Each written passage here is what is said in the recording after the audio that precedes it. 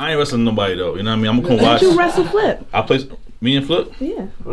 Listen, go in the comments right now. Who you think will win if me and Flip had a wrestling match? Who you think will win? G-Money gonna win. Oh, he just saying it'd be nice. Well, then I would. Yeah, you know, I'm from Queens too. What's up? Yeah. See hustle. And you been working out? And I'm working out. Shout out to Ocean. What up? I'm working out. You know what I'm saying? What up, Flip? He's scared. He's scared. He don't want no smoke. Want no smoke? Be quiet.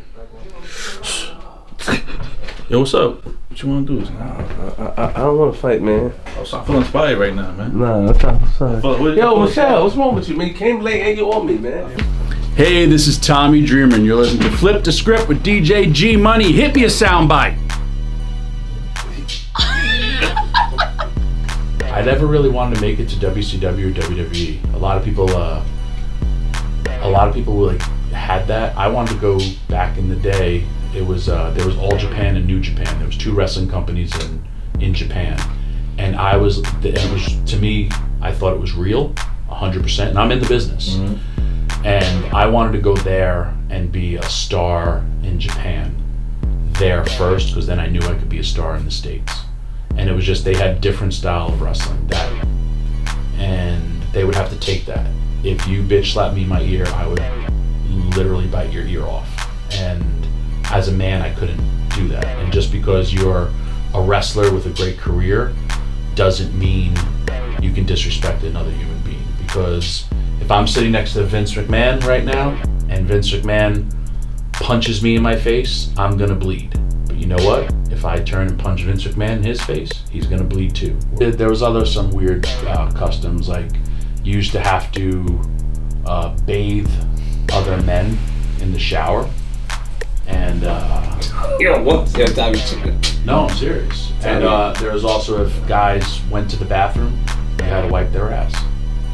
And I was just like, I can't do that.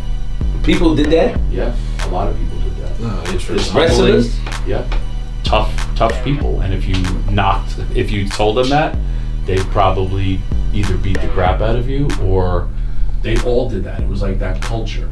Hold on. That comes out. You guys never speak in person, even though you forgive me. I have no animosity towards him. I mean, saying that, but would you have a conversation with him? No, because it would be a lie. So you hold resentment though, Tommy? No, it would be a lie from him. How you know he can't grow? People grow. No, he can't. Because he's still, listen, I have this business, this wrestling business is so big, but it's also so small. And I'll be this gigantic octopus, but my tentacles reach so far. And I have people that I have helped in this wrestling business that work in the WWE. I have good friends that I gave breaks to that are in AEW. I have a long reach within this wrestling business. And like for wrestlers that were let go recently, there was a bunch of wrestlers that go, and they'll hit me up like, dude, I haven't seen him in a while. Like, how the hell did you deal with Paul for all these years? And I'm like, oh, what did he tell you? And then they tell me, I said, that's just him. And here's, like, again, I have no animosity towards somebody, but if you know that person is always full of shit, why are you gonna choose to hang out with that person? Or why are you gonna choose to want to deal with that person? He has no bearing upon my life. I have no bearing upon his life. I would love to hang out with him. He's I used to love hanging out with him. We had so many great times. That relationship is no more. Again, why do you want to have negativeness in your life? Why would you, if you always know that G Money is always stop using me. Stop using me. I'm telling you this.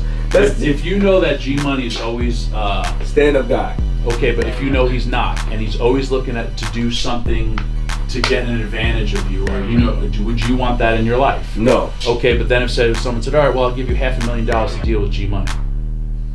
Oh shit, you're thinking that. Yeah. So there you go. That's it. But what about growing? What about growth? What about time? And what about you just said that you understood that he had to do what he had to do to keep the business going? Awesome.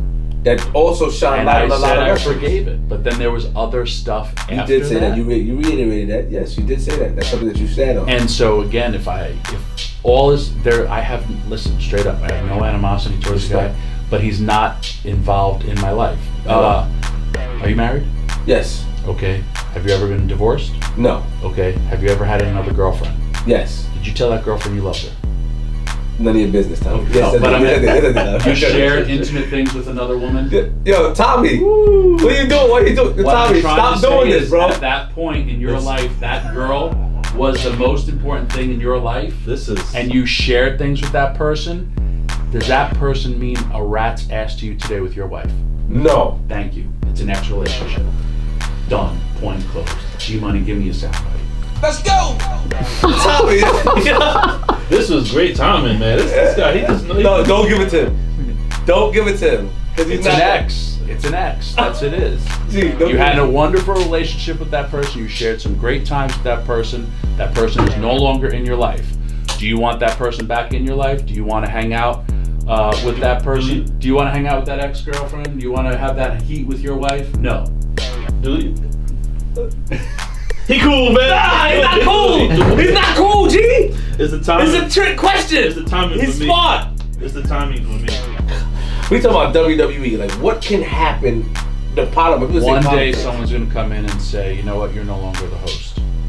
And you're like, "What? I started this show. You know what? You're no longer the host. I don't like your beard." It's that simple. Or you can do your show, but you can't answer. You can't ask any questions. Well, how am I supposed to do a podcast? Figure it out. Or here's your show, G-Money. You're now called No Money, and you have to wear a suit to work every time you do this. Or G-Money, you're going to be replaced by I don't know, a computer. And then you could also do that show, and then be like, well, where's G-Money?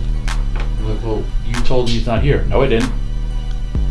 Who told him he wasn't going to be here? And if you say who told it he wasn't going to be here, then that person loses their job, or you lose your job.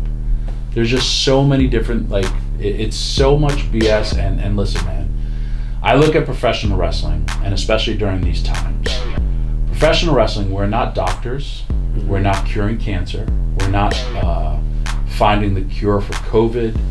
We're literally out there to entertain you. And people want to dissect it or think they know about professional wrestling. It's literally, there's so many channels on television. If you don't like what you see, don't watch it. I think when I pass away, they're gonna say I was the guy who drank the Undertaker's spit and I pulled down Q's pants. And I'll tell you when I did that show, as you know, was pretty damn legit. Again, 4 guys who just paved the way to do what they did. They tell me they don't know I'm coming, and I wrestled him on one of my shows. I beat him up, and then years later we're doing a punishment. We're up in Rockland County, and we're in the middle of the mall, and they say go up to him. He has to do this challenge. He's not gonna be able to do the challenge, and pull his pants down. So I walk up to him, and as I'm walking, he goes, "Holy shit, it's Tommy Dreamer." As I'm walking, he said, "Don't run, take your time." I walk up and I pull his pants down. Now, when I pull his pants down, and he did have like pullable pants, I grabbed his underwear.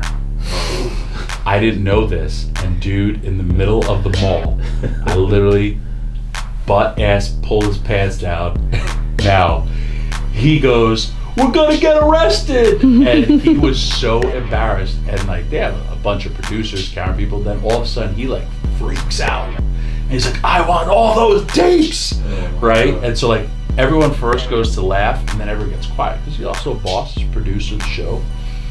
And then he turns to me and goes, "Dude," like, I go, "I'm sorry, I didn't know like I did that." And he's like, "I don't want everyone to see my small penis like in the middle of the mall."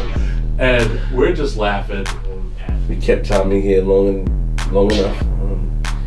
But I love this episode. Delving to see a different side, and I think I was able to get some different things out of Tommy that he didn't talk about in this podcast, which is good. You know, hopefully he talks about us and say, you know, I was with these 2 guys that flipped the script, and you know, this one guy, Queensfoot, tried to really get to me, but I didn't let him, because I'm the dreamer. I'm Tommy Dreamer. But remember, man, lock your doors, close your windows, close your blinds, open your blinds, and if you see a guy like Tommy Dreamer on your lawn, let him in. He doesn't mean any harm, but be aware, because he may throw you through a table. I'm from Queens. That was awesome, guys. The dream. The dream. I think we just got to take a picture for the episode and. Oh man. I'll take one factor. Yeah.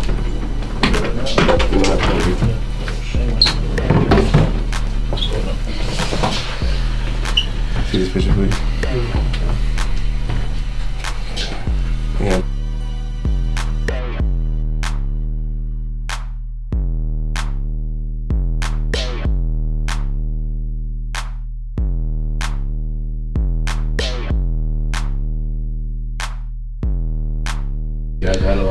Yo, man, you know, we wrapping it up. It's a dope episode.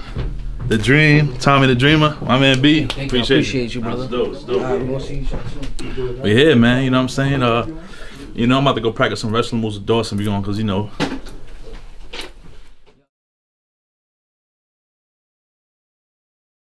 Yo, Beth, that shit crazy.